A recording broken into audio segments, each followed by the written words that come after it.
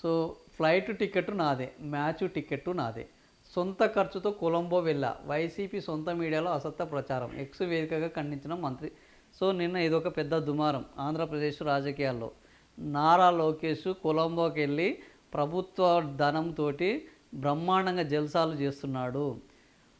ఒకవైపు డబ్బు లేదంటున్నారు, ప్రభుత్వ ధనాన్ని దుర్వినియోగం చేస్తున్నారని నిన్న వార్తలు రావడం జరిగింది. దానికి ఆయన ఎక్స్ వేదికగా నా దుడ్లతోటి నేను చేసుకుంటే నీకు వచ్చిన నొప్పేంద్ర భయ్ అని ఆయన ఒక పోస్ట్ పెట్టాడు. ఆ పోస్ట్ కూడా ఎక్స్ వేదికగా ఏంది ఫ్లైట్ టికెట్ నాదే, మ్యాచ్ టికెట్ నాదే, నా దుడ్లతో నేను మ్యాచ్ చూస్తుని, నీ దుడ్లు ఏమైనా ఖర్చు చేస్తున్నా జగన్ అంటూ మంత్రి లోకేష్ తనదైన శైలిలో సో ఒక స్లాంగ్లో ఆయన పెట్టాడు.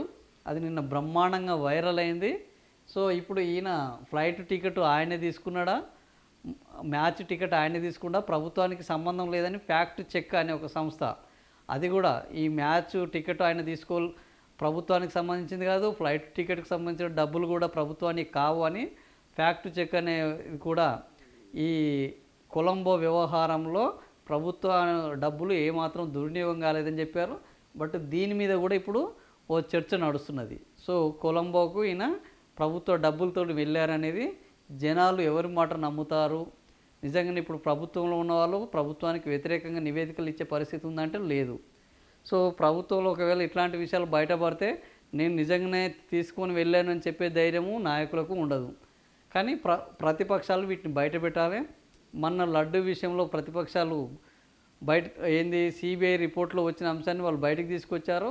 ఓవరాల్గా కూటమి ప్రభుత్వం డిఫెన్స్లో పడ్డది. ఈ విషయంలో మరి నారా లోకేష్ అయితే చాలా కాన్ఫిడెన్స్గా చెప్పాడు, నా దుడ్లతోటి నేను పోయిన రాబాయి, నీకే నొప్పి అని అన్నాడు.